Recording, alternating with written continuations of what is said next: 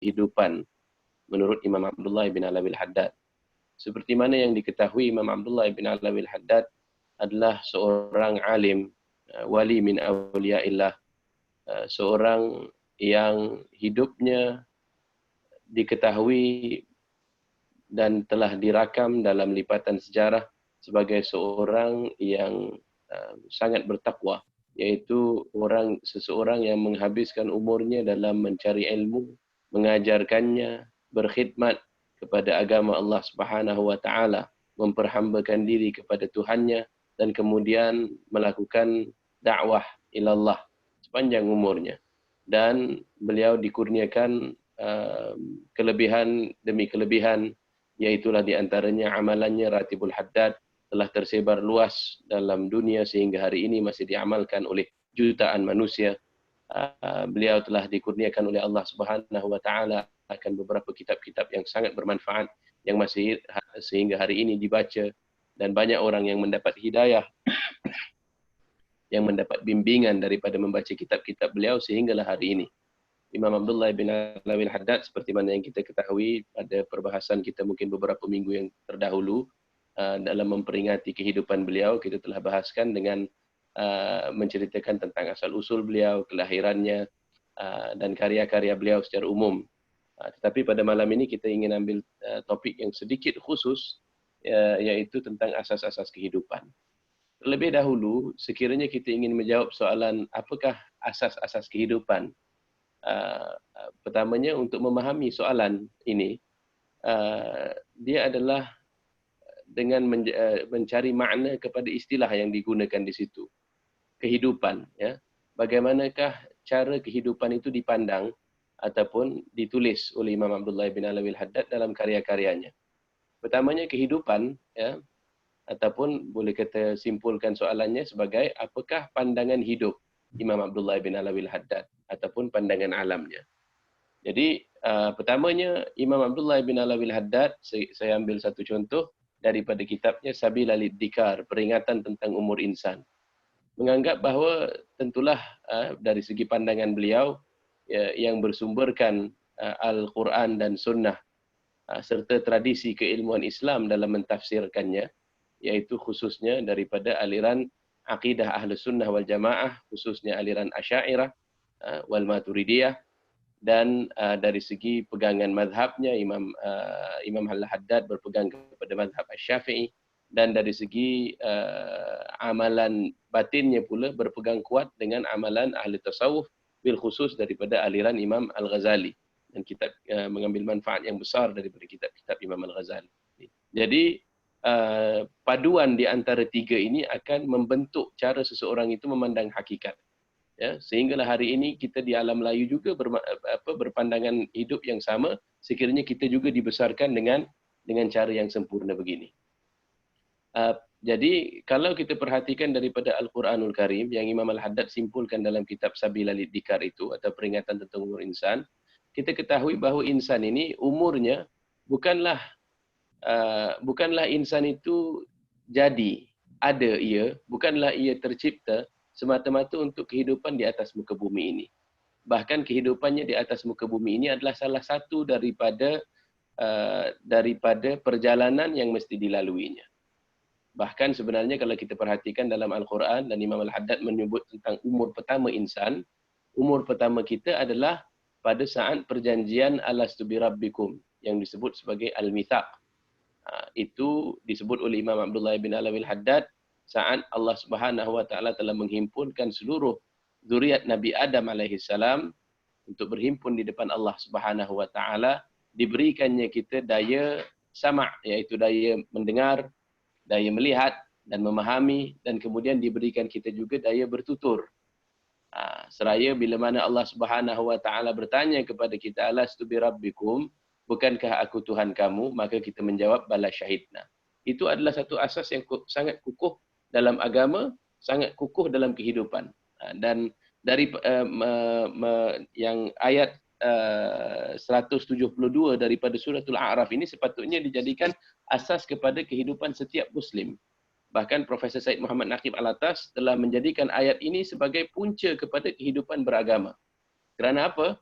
Sebab bila mana kita menyadari akan hakikat bahawa sebelum kita dijadikan dalam bentuk zahir ini pun, ruh kita telah mengenali Tuhan kita.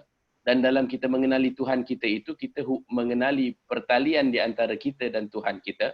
Iaitulah Allah sebagai Rabb yang menciptakan kita, yang memberi rezeki kepada kita, yang memberikan segala kemampuan yang ada pada diri kita, daya dan upaya kita. Maka kita ini bukan sekadar berhutang budi kepada Allah Subhanahu Wa Taala ataupun daya, ataupun rezeki, ataupun harta. Bahkan yang kita hutangkan kepada Allah itu adalah yang lebih mutlak daripada itu. Insan itu berhutang wujud kepada Allah Subhanahu Wa Taala. Sebab itu dalam salah satu daripada karangan lainnya, Imam Al-Haddad menyebutkan bahawa dalam Risalatul Mu'awanah, dalam kita ingin bersyukur kepada Allah, ingatlah bahawa Allah Subhanahu Wa Taala itu telah menjadikan kita daripada adam, daripada ketiadaan jadi ada kita. Betapa besar budi yang kita terhutang kepada Allah itu. Berhutang wujud itu adalah hutang yang mutlak, yang sekiranya kita habiskan usia kita dalam beribadah kepada Allah Subhanahu Wa Taala pun tidak mampu melangsaikan hutang tersebut. Jadi itulah yang menjadikan dasar kepada kehidupan kita. Maka kalaulah kita hidup 1000 tahun pun, 10,000 tahun pun, tetaplah kita ini berhutang kepada Allah Subhanahu Wa Taala. Senantiasanya kehidupan kita ini dijalankan dalam keadaan beribadah kepada Allah. Itu asas daripada kehidupan yang mesti difahami oleh setiap orang. Dan seseorang itu hanya mampu bermaksiat dalam keadaan berterusan. Seseorang itu hanya akan mampu untuk meninggalkan kewajipan secara berterusan oleh kerana kelalaiannya akan hakikat yang demikian, ataupun kelemahan imannya tentang hakikat yang pertama itu. Keduanya adalah dengan menyedari tentang kehidupan kita di atas muka bumi ini pula.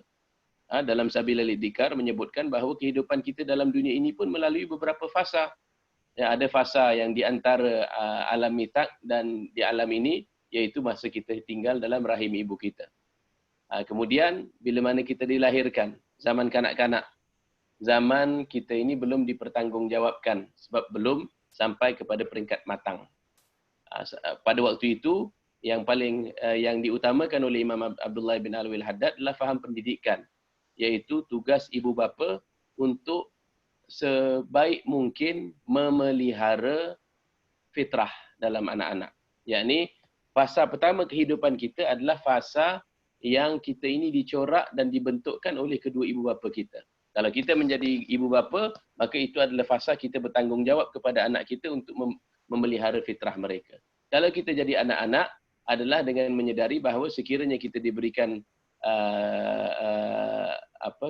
kelebihan ibu bapa yang memelihara fitrah kita dengan mengajarkan kita fardu ain, mengajarkan kita pendidikan akhlak yang baik, maka kita syukuri Allah, kita bersyukur kepada Allah Subhanahu Wa Taala, berterima kasih kepada kedua ibu bapa kita atas dasar yang demikian.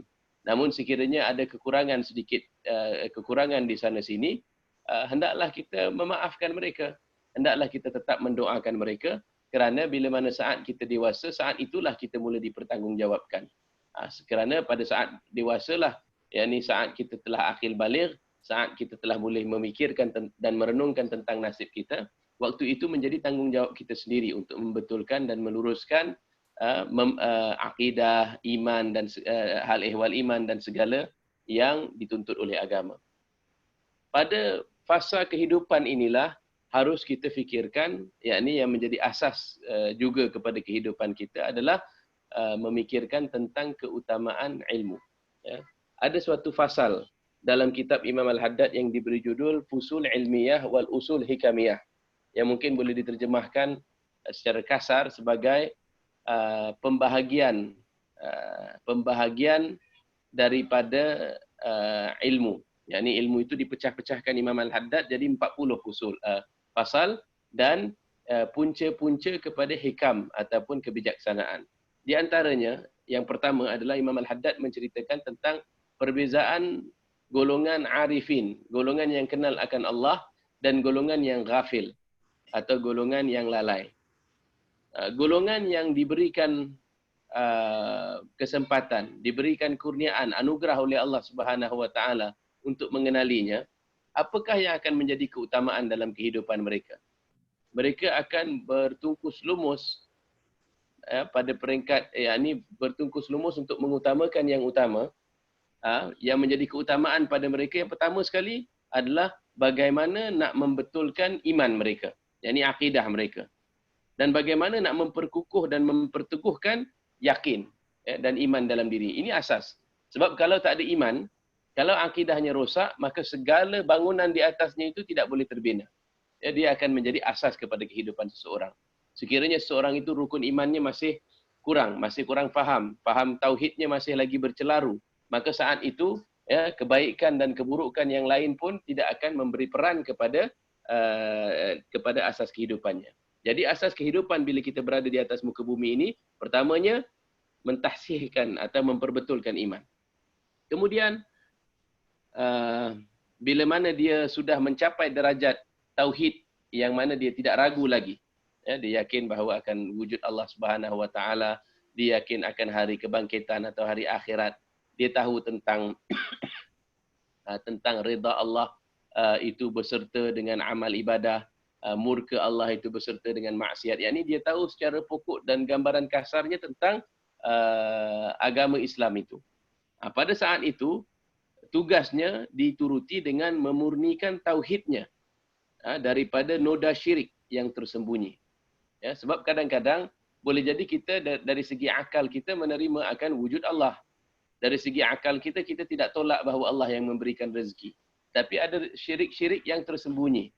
Iaitu dalam pada kita menyatakan secara kasar kita yakin pada Allah, tapi dalam kita masih ada lagi bergantung kepada makhluk.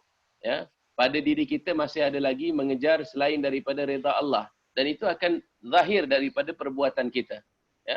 Maksudnya selagi mana masih ada lagi syirik-syirik yang tersembunyi, itulah yang kita tidak akan meletakkan Allah Subhanahu Wa Taala di tempatnya yang utama, dan kita akan letakkan dari segi prioriti kita tanggungjawab dan tugas-tugas kita selaku hamba itu diletak nombor 2 atau nombor 3 atau tiada langsung. Bahkan kalau kita pada peringkat yang masih lagi terdapat pada syirik-syirik yang tersembunyi, di antaranya adalah faham ilah itu, yakni faham Tuhan yang disembah itu apa dia. Maksudnya bukan sahaja mengiktiraf Allah Subhanahu Wa Taala selaku pencipta, tetapi mengiktiraf Allah Subhanahu Wa Taala sebagai Tuhan yang layak disembah, iaitu yang paling dicintai, yang paling dikasihi, yang paling dirindukan, yang paling didambakan. Jadi kalau ada sesuatu dalam hati kita yang melebihi kehendak kita daripada redha Allah Subhanahu Wa Taala, itulah yang disebutkan Imam Al-Haddad sebagai tugas kita untuk menyucikan diri kita, memurnikan tauhid kita daripada noda syirik yang tersembunyi ini. Ketiga, bila mana hal yang sedemikian itu telah semakin menetap dalam diri kita, tibalah peringkat yang mana kita kena berusaha untuk menghasilkan akhlak yang terpuji. Sebab seseorang itu sekiranya dia yakin dengan Allah Subhanahu Wa Taala, dia yakin dengan hari akhirat, dia akan tahu bahawa untuk meningkatkan kedudukan dirinya, martabat dirinya di hadapan Allah Subhanahu Wa Taala, yang menjadi tuntutannya adalah untuk menghasilkan akhlak yang terpuji. Bahkan Nabi sendiri sallallahu alaihi wasallam menyatakan bahawa aku ini diutuskan wa ma bu'itsu illa liutammima makarimal akhlak, untuk menyempurnakan hal ehwal akhlak. Jadi dia akan fikirkan bagaimana untuk dia menghasilkan sifat-sifat yang terpuji. Sifat terpuji ini yang digemari Allah. Seperti bagaimana dia dapat rasa zuhud. Zuhud itu bukanlah penyataan zuhud itu semata-mata pada bercompang-camping, pada berjalan tidak beralas kaki dan sebagainya. Zuhud itu adalah hal hati.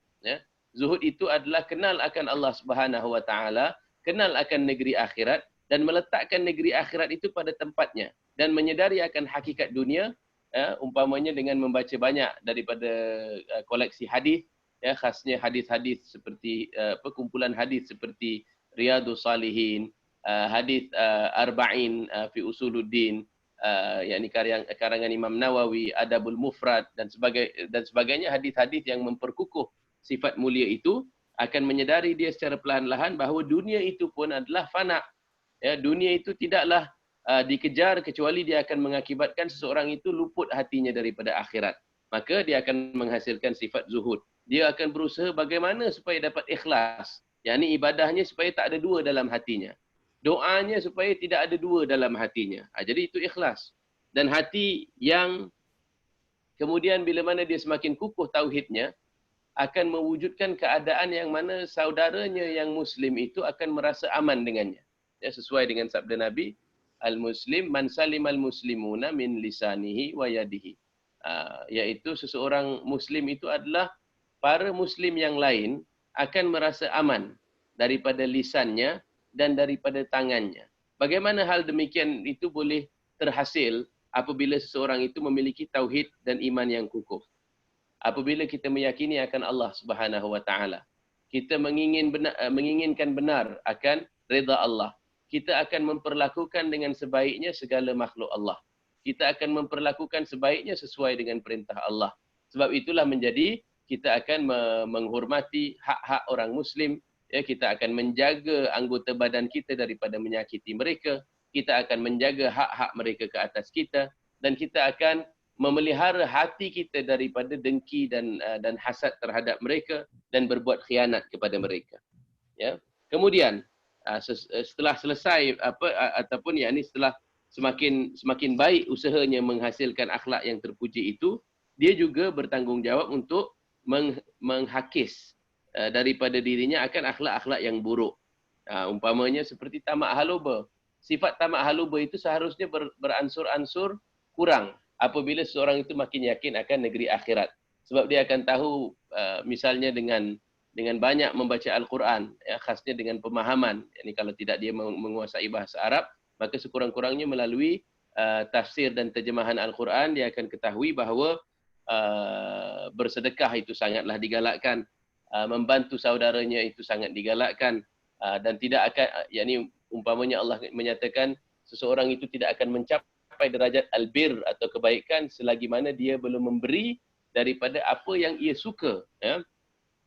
Dan dalam tingkatan Al-Quran ada yang menyatakan bahawa yang memberi sedekah fi sarra, yakni dalam keadaan susah maupun senang senantiasa ia memberi. Jadi sifat ini akan menghakiskan sifat tamak haluba. Dan sifat tamak haluba, takut miskin misalnya. Semua sifat-sifat ini adalah daripada sifat-sifat mazmumah. Begitu juga sifat-sifat yang lebih parah lagi, ya, seperti sifat riak, sifat takabur, sifat ujub. Yang ini masing-masing ada perinciannya oleh Imam Al-Ghazali dalam Ihya dan Imam Al-Haddad sendiri dalam kitab Risalatul Mu'awanah. Kemudian apabila dia telah dalam hal hatinya dia semakin hari semakin meningkat, semakin baik, dia pula akan merisaukan tentang memperbetulkan amalan soleh yang zahir, ya, dan menjaga anggotanya yang zahir daripada maksiat. Yang ini dia bermula dengan batinnya dahulu. Sebab apa? Sebab dia tahu tentang hadis Nabi bahawa dalam jasad itu ada seketul daging. Sekiranya baik, maka baiklah keseluruhan diri. Sekiranya buruk, buruklah keseluruhan diri. Jadi, oleh hamba yang diberikan kelebihan oleh Allah Subhanahu Wa Taala itu, dia akan sesudah bersih hatinya. Sebab itu adalah tempat pandangan Tuhannya. Dia tahu juga bahawa amalan-amalan zahir itu tidak kurang penting.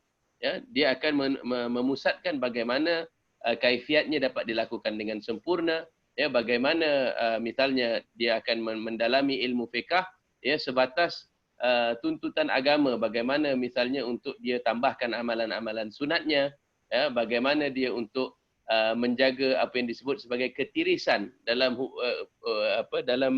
dalam perniagaannya dengan Allah. Ya, ini dia akan kurangkan ketirisan. Yang ini umpamanya dia akan perhatikan cukup daripada rukun-rukunnya atau tidak ibadah-ibadahnya itu. Dan dia akan tambahkan daripada ibadah ini dan ibadah itu.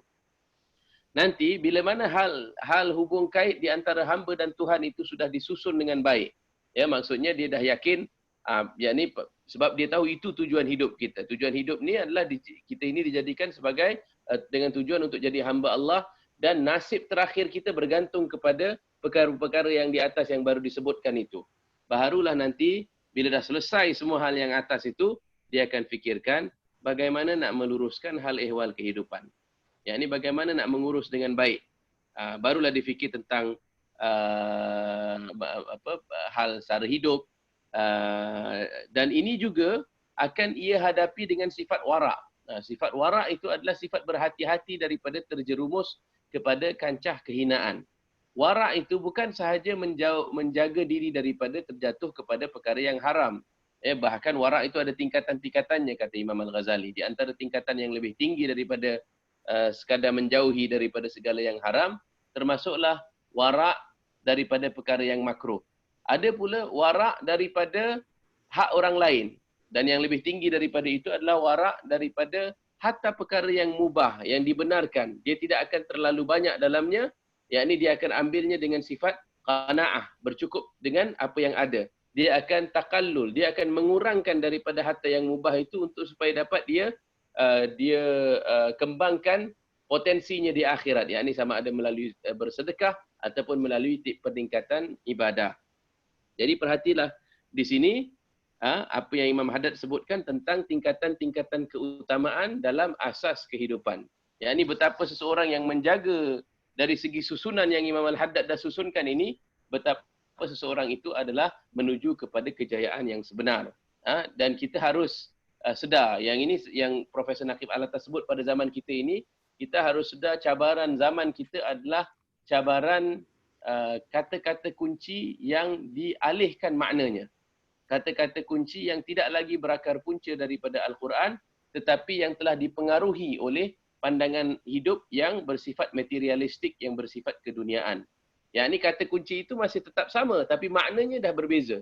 Umpamanya, kalaulah masyarakat dahulu yang faham Al-Quran, yang dibesarkan dalam fahaman yang sebenar daripada kitab-kitab hadis, syarah hadis dan kitab-kitab ahli tasawuf, mereka akan faham misalnya seruan hayya alal falah.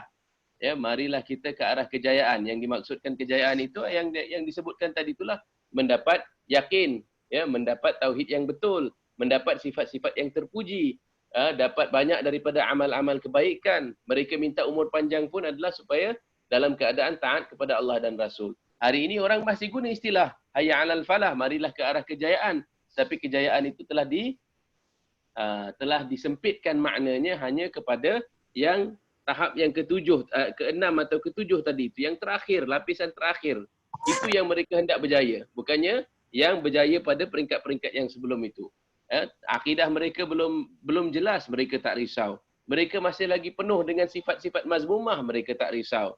Mereka masih lagi penuh dengan mereka masih lagi belum memiliki akhlak yang layak dipuji, mereka tak risau. Kemudian mereka masih lagi bermaksiat, mereka tak risau. Mereka masih lagi meninggalkan perintah Allah, mereka tidak risau akan hal yang sedemikian. Sedangkan itu semuanya kalau kita perhatikan, kalau kita tulis dan kita letaknya sebagai sebuah carta, kita akan perhatikan gagal di sini, gagal di sini, gagal di sini, gagal di sini. Jadi kalau kita sempitkan makna kejayaan itu hanyalah kepada lapisan yang terakhir, yang mana para alim ulama itu hanya ambil pada kadar yang cukup, dan itu pun dalam keadaan qanaah, bercukup dengan apa yang ada, ya, sepatutnya kita akan mula sedar akan hal yang sedemikian. Kata Imam Al-Haddad, yang tadi itu adalah golongan arifin, golongan yang mengenal Allah, begitu jalan kehidupannya.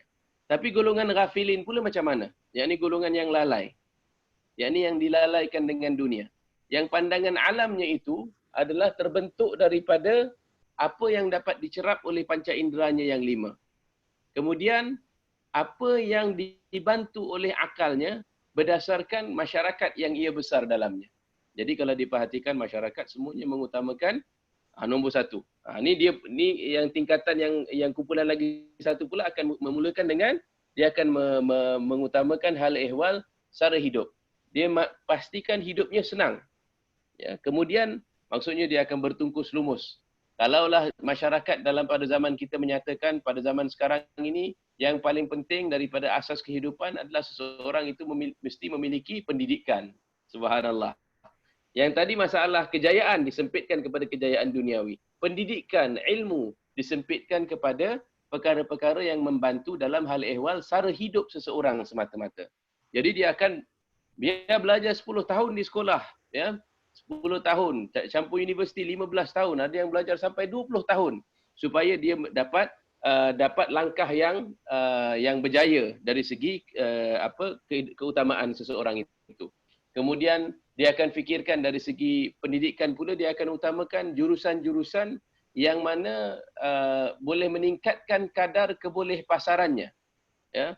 meningkatkan kadar kebolehpasarannya itu menjadi keutamaan. Sebab bila mana dia kebolehpasarannya, kemudian dari segi apa yang disebut sebagai modal insannya itu pada peringkat yang tinggi, dia boleh meminta gaji yang tinggi, atau dia akan menceburi bidang-bidang yang boleh membawa pulangan yang baik.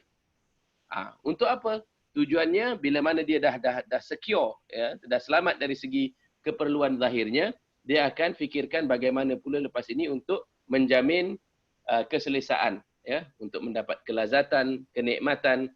Jadi supaya mudah untuk dia capai apa yang dikehendaki. Sama ada daripada hal ehwal nikah kahwin, ya, makanan, pakaian, tempat tinggal, perkara-perkara yang menambahkan kelazatan kehidupan itu yang menjadi keutamaannya. Apabila dia mencapai tahap keselesaan itu, dia akan fikirkan pula yakni untuk mengumpul harta untuk menjamin kedudukannya dan kedudukan generasi yang seterusnya. Jadi kalaulah kumpulan yang sama ini bila mana dia selesa, yakni kalau dia selagi tidak capai keadaan yang itu, mereka akan sentiasa berlomba-lomba. Tapi kalaulah ada ditakdirkan daripada kalangan mereka itu dengan hidayah Allah Subhanahu Wa Taala, maka dia sampai katalah pada satu peringkat dia fikirkan tidak mungkin ini segalanya tentang kehidupanku. Tidak mungkinlah kehidupan ini semata-mata bertujuan untuk mendapat segala yang telah aku capai. Sebab dia akan fikirkan barangkali pada peringkat dia sudah separuh umur. Dia akan fikirkan lepas ini dia tidak akan meningkat lagi kekuatannya. Dia tidak akan meningkat lagi kepintarannya. Dia tidak akan meningkatkan lagi tenaga badannya. Dia akan merasakan semuanya itu akan menurun. Walaupun hartanya bertambah. Pada peringkat itu dia akan fikirkan barangkali dia akan pulang kepada Allah Subhanahu Wa Taala. Khasnya bila mana dibesarkan di kalangan masyarakat muslimin. Jadi dengan kesedaran itu, langkah pertamanya dia akan cuba betulkan apa dia ibadahnya. Dia akan belajar dia akan pergi kelas-kelas fardu ain, untuk mempelajari bagaimana membaca Quran dengan betul. Dia akan belajar rukun-rukun solat balik semula, belajar baca doa, belajar zakat dan hal yang sedemikian. Pada waktu itulah dia akan mula sedar akan beberapa hal. Yakni umpamanya hutang-hutang daripada amal ibadat yang belum ia laksanakan zaman mudanya ataupun yang masih ada kurang-kurang itu, di situlah nanti dia akan cuba tukuk tambah bagi mencukupkan keperluan-keperluannya. Jadi, tetapi kalau dia berterusan atas jalan yang sedemikian, dan ini juga sudah dikira baik, dia akan sedar. Maksudnya dari segi perbahasan itu ada tingkatan-tingkatan. Nanti barangkali dia akan bertemu dengan sekumpulan daripada hamba Allah Subhanahu Wa Taala yang mana mencetus dalam dirinya kehendak untuk memperbaiki akhlak batinnya. Ini yang kemudian sebahagian daripada mereka itu belajar ilmu akhlak, ilmu tasawuf.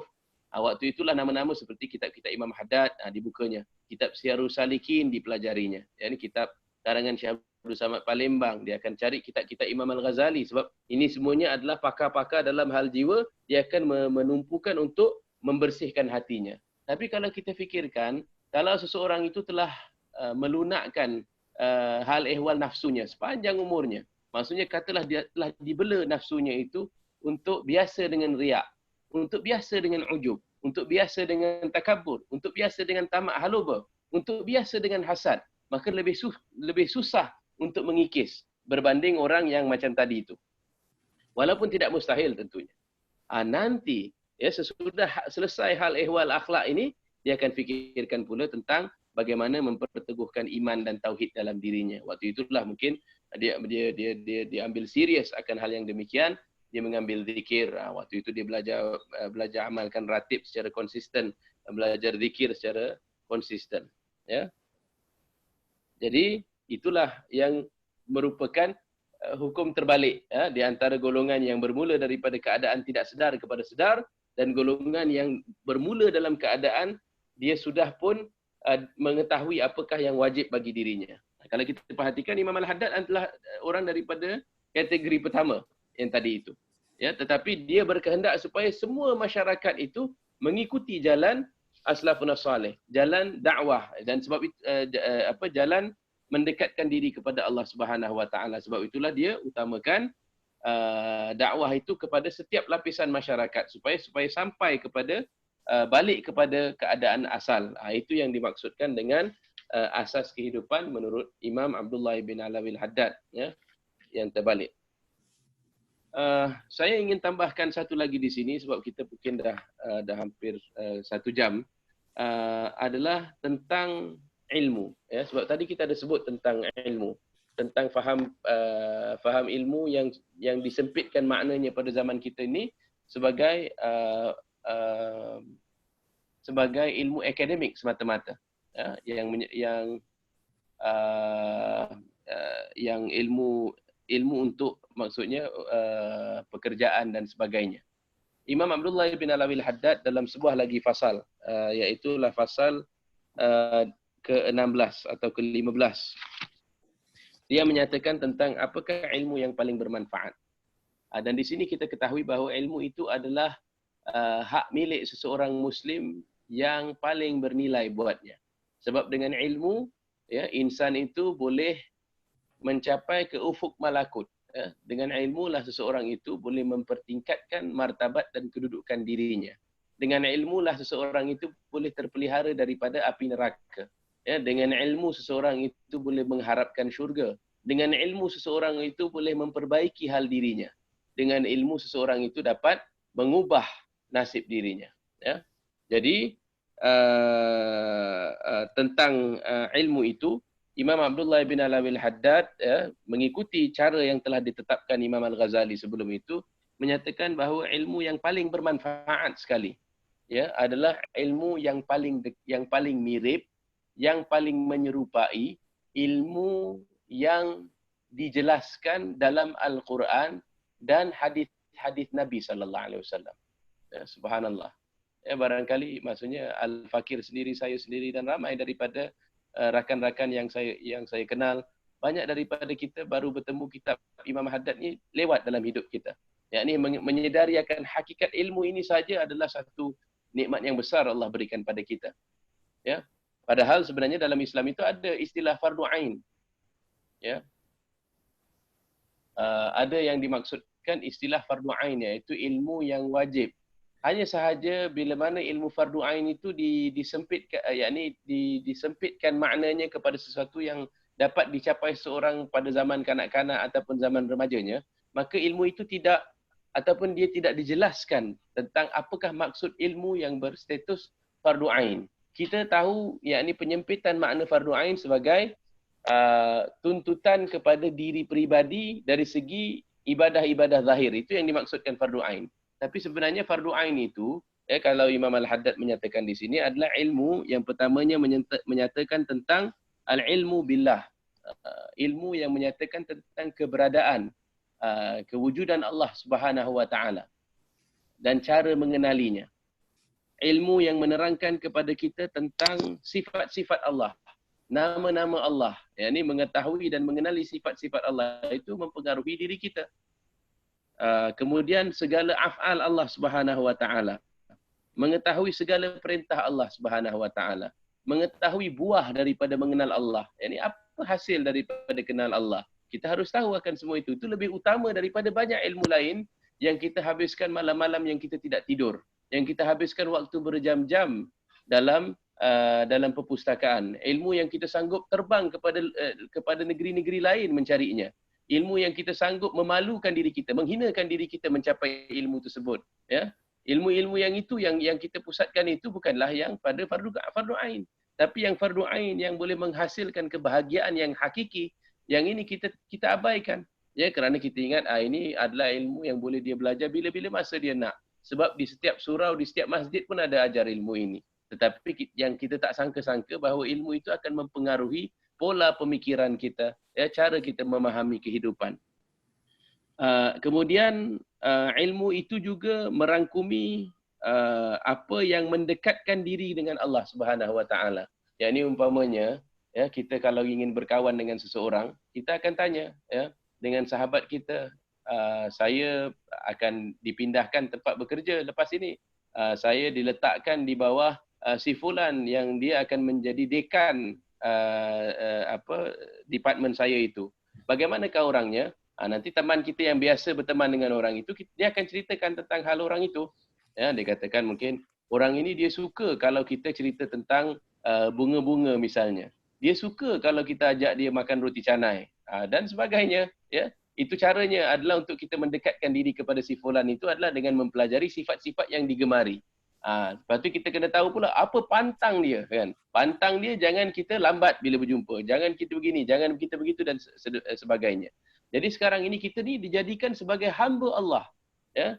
Dan kebahagiaan kita, destinasi terakhir kita semuanya bergantung kepada how well you play that role. Itu adalah tugas utama kita. Yang ni sama ada kita melakukannya dengan sebaik mungkin ataupun tidak. Jadi yang terdapat dalam Al-Quran, dalam sunnah, dalam kitab-kitab tasawuf adalah tentang awsaf ini, sifat-sifat yang mengakibatkan seseorang itu dikasihi Allah, ya, dengan memiliki sifat ini. Di antaranya adalah apa yang disebut dalam Al-Quran, innallaha yuhibbut tawwabin wa yuhibbul mutatahhirin.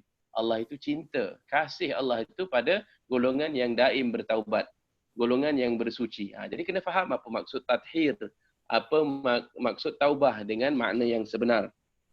Kemudian amal-amal dan juga mengetahui apa yang pantang larang Allah Subhanahu Wa Taala, mengetahui apa yang menjauhkan kita daripada Allah Subhanahu Wa Taala. Umpamanya kisah Abu Ayyub Al-Ansari, ya. Pernah sekali beliau radhiyallahu anhu menghidangkan kepada Nabi sallallahu alaihi wasallam lauk pauk, ya, yang mana ada dalamnya hasil masakannya itu campur dengan bawang putih. Kemudian tak disentuh oleh Nabi.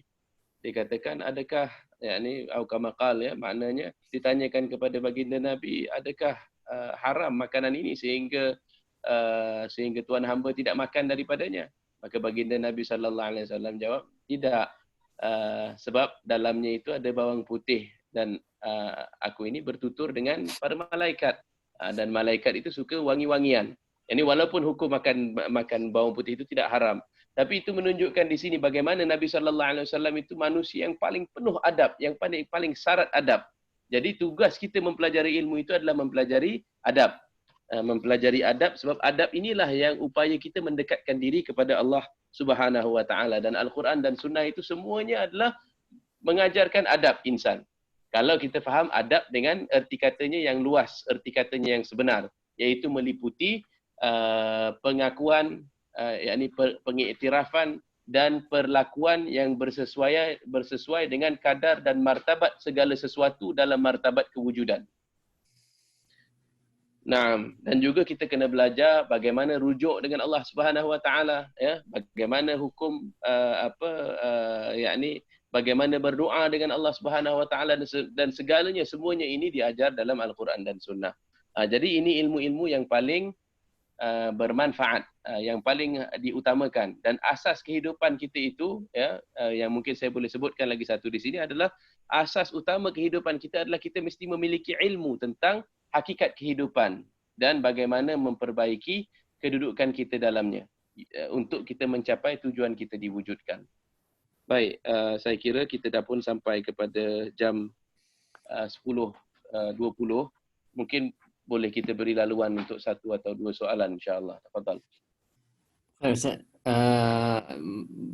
terima kasih, jazakumullah khair atas perkongsian, atas apa yang diajarkan tadi. Alhamdulillah. Ada beberapa soalan yang dapat saya lihat di sini dalam chat. Mungkin Ustaz boleh tengok chat ataupun mahu saya bacakan? Bacakan, tafadhal. Khair, daripada Sister Aisyah. Boleh Ustaz perjelaskan kaitan akidah dan iman? Dari segi yang tadi disebutkan Imam Abdullah bin Alawi Al-Haddad tentang akidah dan iman.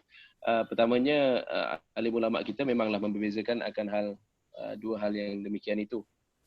Istilah iman, Profesor Nakhil Al-Atas sebutkan dalam faham ini makna kebahagiaan dan pengalamannya dalam Islam berakar daripada istilah al-amnu. Al-amnu. Al-amnu itu maksudnya keadaan aman diri. Tetapi dia juga membawa erti, ya, dari segi istilahnya adalah apa yang diimani dalam hati, ya, yang dituturkan oleh lisan, dibenarkan oleh lisan, dan segala anggota badan kita. Yang itu yang dimaksudkan dengan iman. Iman itu mutalazim dengan Islam, yakni dia adalah berhubung kait sangat rapat dengan Islam, sebab seseorang yang beriman kepada Allah Subhanahu wa taala akan menyerahkan dirinya kepada Allah Subhanahu wa taala. Seseorang yang beriman dengan Allah Subhanahu wa taala akan melakukan segala perintah Allah Subhanahu wa taala, ya.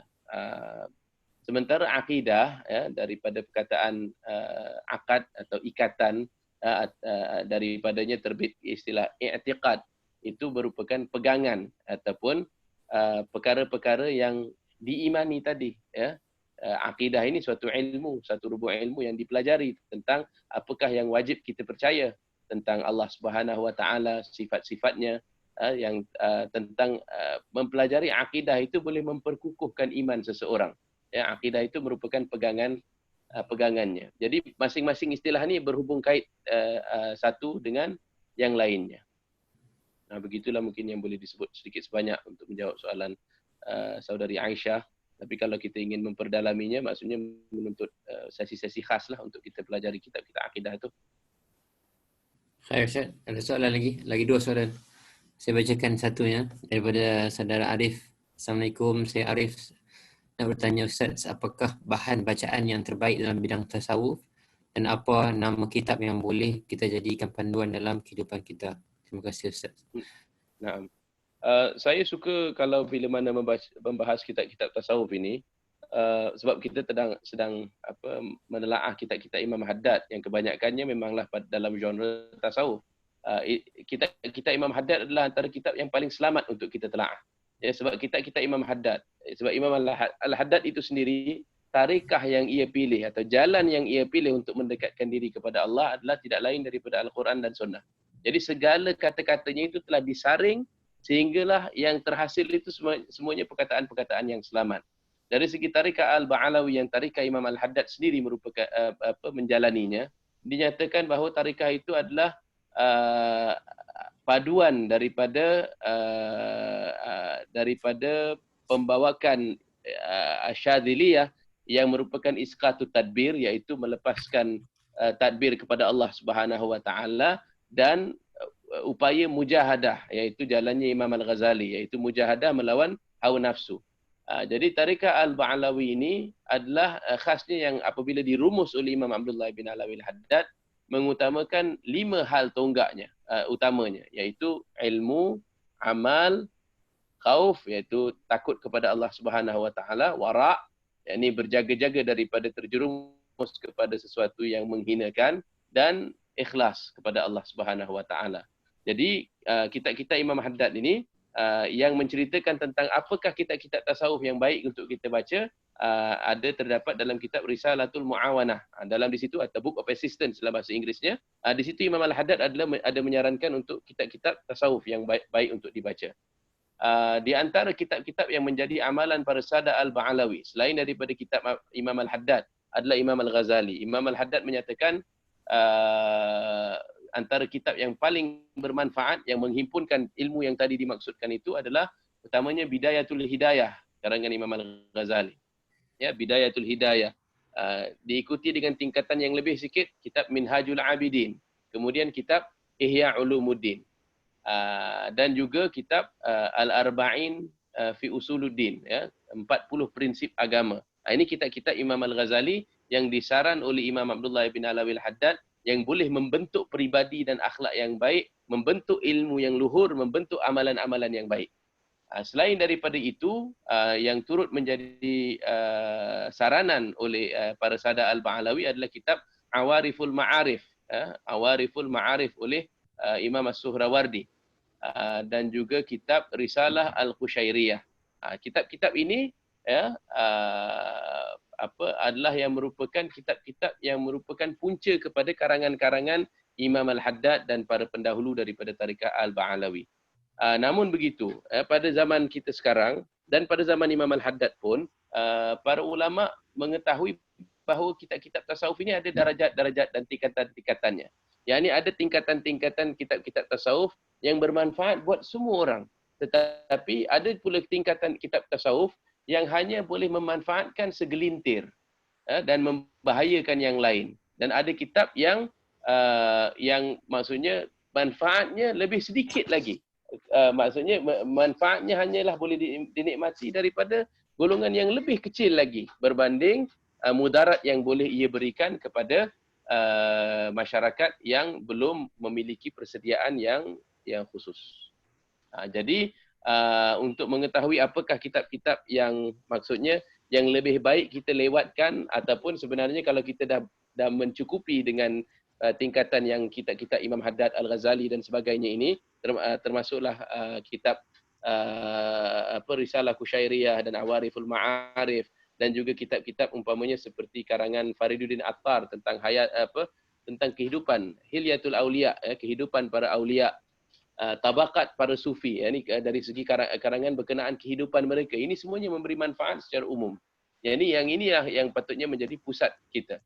Hanya sahaja bila mana pada zaman kita sekarang dan sebelumnya itu dahulu pun ada beberapa karangan-karangan ahli sufi yang kita tadi kata dia memberikan manfaat kepada khusus tapi boleh memberi mudarat kepada yang lain, adalah umpamanya karangan-karangan Ibn Arabi, karangan Ibnul Farid, dan karangan-karangan yang membahaskan metafizik pada peringkat yang tinggi itu, ataupun karangan-karangan yang mana untuk mentafsirkan atau untuk menjelaskan apa yang dimaksudkan oleh pengarang itu memerlukan seorang mursyid.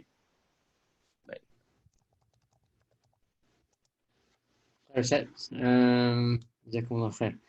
Ada soalan lagi daripada Puan Wardah.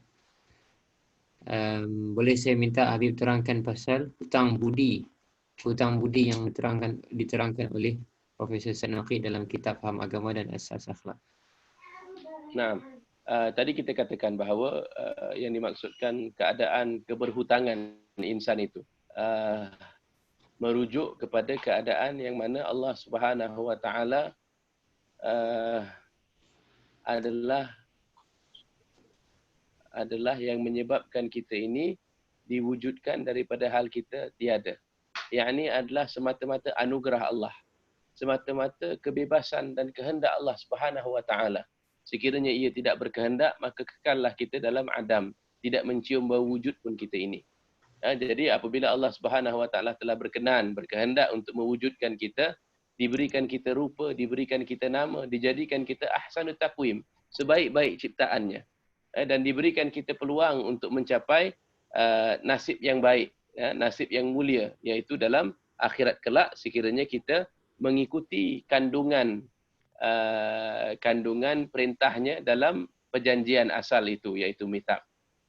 Jadi ini sebenarnya sepatutnya menginsafkan kita. Di antaranya Profesor Alatas menyatakan untuk kita menyedari akan betapa dahsyatnya hutang kita itu, betapa ia menimbulkan sifat keinsafan dalam diri kita, adalah kita harus sedar bagaimana kita bila mana dalam keadaan sudah tumbuh matang, dalam keadaan berdiri teguh begini pun, kita tidak berdaya mewujudkan bagi kita daya penglihatan. Kecuali Allah lah yang menjadikan hal sedemikian, yang menjamin hal sedemikian, yang meneruskan hal sedemikian. Bagaimana pula halnya, kata Profesor Naqib Alatas, masa kita masih dalam kandungan ibu kita, dalam rahim ibu kita, bagaimana betapa lemahnya kita waktu itu. Berdayakah kita untuk menggerakkan diri kita daripada satu peringkat kepada peringkat yang lain? Fatabarakallahu ahsanal khaliqin. Maksudnya Maha Suci Allah Subhanahu Wa Taala, dialah sebaik-baik pencipta. Dialah yang berkenan, dia tiadalah yang pemurahnya sepemurah Allah Subhanahu Wa Taala. Jadi itulah yang dimaksudkan dengan keberhutangan. Termasuk daripada fahamnya adalah dengan menyedari bahawa kita ini adalah pokok hutang kita. Dengan menyedari bahawa setiap hari, apabila seseorang itu berada di yakni bila mana bangkit ia daripada tidurnya, yang dibangkitkan daripada tidurnya, Allah memberikan peluang untuk berniaga dengan Allah Subhanahu Wa Taala. Jadi berani niaga dirinya itu adalah untuk mencapai kedudukan, adalah untuk mencapai redha Allah Subhanahu Wa Taala. Fadal, Syekh Huzain. Daripada Sister Siti, Ustaz, bila kita bercakap pasal mencari mursyid itu, perlu bagi yang mahu menterbiah hati dan jiwa. Apa pandangan Ustaz kalau seseorang masih belum berjumpa dengan mursyid yang Rabbani? Bagi yang mahu mentarbiah hati dan jiwa, orang masih belum jumpa mursyid yang Rabbani, tapi dia dah cari belum mursyidnya. Jadi jumpa atau tak jumpa itu bergantung pada seseorang itu mencari kepada mursyidnya. Dikatakan bila seseorang itu ikhlas, dikata Habib Ali bin Muhammad Al-Habsyi, apabila seseorang murid itu sudah mencapai kepada derajat sidik, yakni ikhlas, maka dia akan sampai peringkat gurunya akan mengetuk pintunya.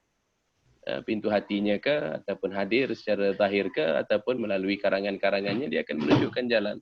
Dan kisah-kisah ini mungkin akan bunyi macam ajaib, tapi dalam zaman kita sekarang ini pun, saya dah berjumpa dengan beberapa orang yang dalam mimpinya mursyidnya datang, untuk katakan perintahkan kepada dia untuk pergi kepada negeri sedemikian untuk belajar dengan mursyidnya itu. Jadi dalam mimpi murid itu gurunya datang, ataupun datang dengan isyarat lain dan sebagainya. Tapi yang penting itu adalah pada sidik. Imam Haddad menyatakan ada sekali itu bahawa muridnya Al-Habib Ahmad bin Zain Al-Habsyi bermimpi bertemu dengan Rasul sallallahu alaihi wasallam, menyatakan ketinggian kedudukan Imam Al-Haddad, bahawa Imam Al-Haddad itu adalah merupakan mursyid yang menunjukkan seorang kepada Allah Subhanahu wa taala. Kemudian dia bangun dan beritahukan kisah mimpinya kepada gurunya, Imam Haddad. Jadi Imam Haddad kata memang benar. Dia kata aku berupaya untuk memimpinmu, membimbing sesiapa pun yang ingin menuju kepada Allah Subhanahu wa taala. Tapi dia katakan, tapi kami dapati pada zaman kita ini himmah itu kurang, kehendak itu kurang. Ya, masalahnya sekarang ini satu, para mursyid yang benar telah banyaknya daripada mereka itu mastur sifatnya, yakni disembunyikan oleh Allah Subhanahu wa taala, yang diganti dengan guru-guru palsu barangkali. Tetapi murid yang benar juga adalah sangat sukar dicari pada zaman kita ini. Murid yang benar-benar berkehendak untuk mendekatkan diri kepada Allah Subhanahu wa taala. Sebab itu kata Syekh Hamzah Fansuri dalam Asrarul Arifin, dikatakan hendak berjalan kepada Allah Subhanahu wa taala itu perlu guru yang mursyid. Tetapi sementara belum bertemu dengan guru yang mursyid, kau perhatikan karangan ini, perhatikan syair kami dan syarahnya pada setiap cawang itu. Maksudnya begitulah. Jadi seorang yang ingin menempuhi jalan ini, saya sarankan, yakni kalau kita dah baca kitab Risalatul Mu'awanah, kita baca pula kitab Adab Sulukil Murid. Adab Sulukil Murid karangan Imam Al-Haddad, di situ ada menunjukkan tentang hal ehwal untuk berlaku sidik itu, berlaku ikhlas untuk mencari mursyid yang sempurna tadi, untuk mentarbiah diri. Jazakumullah khair. Dan daripada akhina Azhar dari Muar, nak tanya bagaimana nak berniaga dengan Allah. Masya Allah. Ya, benar. Dari segi peristilahan yang merujuk kepada perbuatan perniagaan dalam Al-Quran memang banyak. Yani Al-Quran menyatakan umpamanya ulaika allazina ishtarau ad-dalalata bil huda fama rabihat tijaratuhum. Mereka itulah golongan yang telah menukarkan kesesatan dengan hidayah yang Allah beri kepada mereka. Maka tukar beli itu tidak menguntungkan buat mereka. Dalam ayat lain Allah nyatakan innallaha ashtara minal mu'minina, bahawa sesungguhnya Allah Subhanahu wa taala berkenan untuk membeli daripada orang yang beriman ini diri mereka, harta mereka, dan Allah ganjarkan sebagai balasannya jannah, syurga. Lagi pula dalam tempat lain Allah menyatakan man dzalladzi yuqridullaha qardan hasanan. Siapa yang berkehendak, siapa yang berhajat untuk meminjamkan Allah Subhanahu wa taala dengan pinjaman yang baik, qardan hasan. Itu semuanya menunjukkan apa? Sebab insan ini secara fitrahnya memang suka perniagaan. Insan itu secara fitrahnya memang suka keuntungan, memang suka kejayaan, mendapat sesuatu yang bernilai daripada hasil usaha, daripada hasil dia membawa satu barang daripada satu tempat yang lainnya. Jadi untuk untuk mendapat perniagaan untuk berniaga dengan Allah. Yang ini berniaga ya dalam istilah itu sebenarnya pada hakikatnya ya, yakni yang itu disebut secara majaz. Secara hakikatnya kita ini milik Allah. Bagaimana kita ingin berniaga dengannya? Yakni kita ini dimiliki oleh Allah Subhanahu Wa Taala secara mutlak.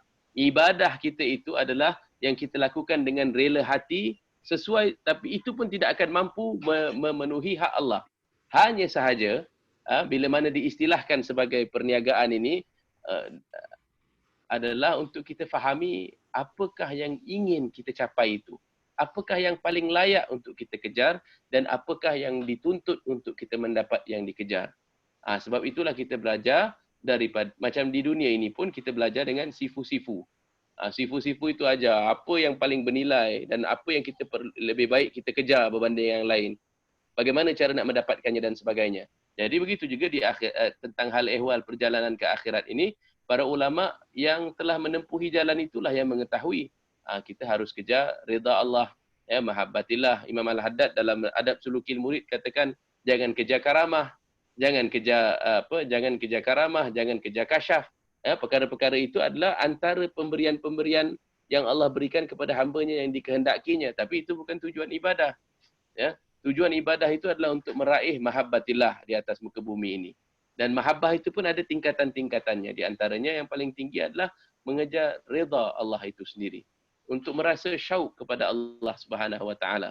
Untuk merasakan dan memahami bahawa kebahagiaan yang terala, yang tertinggi adalah menatap wajah Allah Subhanahu Wa Taala di akhirat kelak, yang bahagian daripadanya pun entah-entah dapat kita menjamahnya walau sejurus. Ustaz, soalan daripada anda sendirilah. Tingkatan golongan arifin yang Ustaz ceritakan tadi bermula dengan keutamaan memperkukuh dan memperbetulkan iman, akidah, tauhid dan yakin. Sepertinya memerlukan satu tempoh yang panjang sebelum tiba ke destinasi itulah. Adakah darjat tersebut harus diperolehi secara total terlebih dahulu sebelum berpindah ke darjat selepasnya, kedua dan ketiga? Sebenarnya banyak daripada perkara-perkara ini dia bila mana kita dah sampai kepada satu peringkat yang matang, kita dah tak boleh susun macam tu. Mula-mula kita nak buat ini, kita nak buat itu. Kita ambil apa yang dapat sepatutnya. Ya, ini antara saranan alim ulama kita adalah kita bila mana belajar, kita ambil bahagian-bahagian kita. Ya, ini umpamanya kita ambil bahagian sedikit daripada ilmu akidah, kita ambil sedikit bahagian daripada ilmu fiqh, kita ambil sedikit bahagian daripada ilmu tasawuf. Sebab itu pendekatan Imam Al-Ghazali, itu juga pendekatan Syekh Abdul Samad Palembang. Yang ini dia mengajarkan ilmu fardu ain secara terpadu, secara bersepadu, integrated method. Maksudnya tauhid, akidah, tasawuf secara serentak. Yang ini untuk golongan-golongan yang mungkin telah bermula perjalanan mereka secara dah sekian lama, mereka boleh susun dia jadi lagi cantik, lagi kemas. Tapi tidak bermakna orang yang bermula lewat ini tidak akan mencapai kedudukan yang baik, yang terbaik untuk dirinya. Jadi bagi peringkat kita ini, saya rasa apa yang Imam Haddad sarankan dalam Risalatul Mu'awanah itu sangat berkesan. Ya, maksudnya diletakkan di situ hendaklah seseorang itu menyusun kehidupan hariannya. Dan jangan biarkan umurnya berlalu begitu sahaja. Sebab umur kita ini adalah modal kita yang paling berharga. Bahkan tak ada emas, tak ada batu intan dan permata yang boleh menandinginya. Sebab semuanya itu fana, sirna. Tetapi umur kita ini bila mana dia terlepas, dia tak akan datang balik. Tetapi dengannya kita boleh meraih kejayaan hakiki. Jadi kejayaan yang hakiki itu adalah ilmu dan amal soleh di atas muka bumi ini. Jadi sebab itulah Imam Haddad letakkan. Maksudnya macam mana kita nak penuhkan hari kita yang 24 jam itu, bagaimana kita nak penuhkan secara susunan dengan untuk memaksimalkan keuntungan. Jadi diletakkan kita mesti ada bahagian daripada tafakur, kita mesti ada bahagian daripada solat jamaah, kita mesti ada bahagian daripada memenuhi hak sesama muslim. Kita mesti juga ada hak ada bahagian daripada zikir, daripada baca Quran. Semua itu disusun dalam Risalatul Mu'awanah. Dan dia boleh dilakukan secara berperingkat.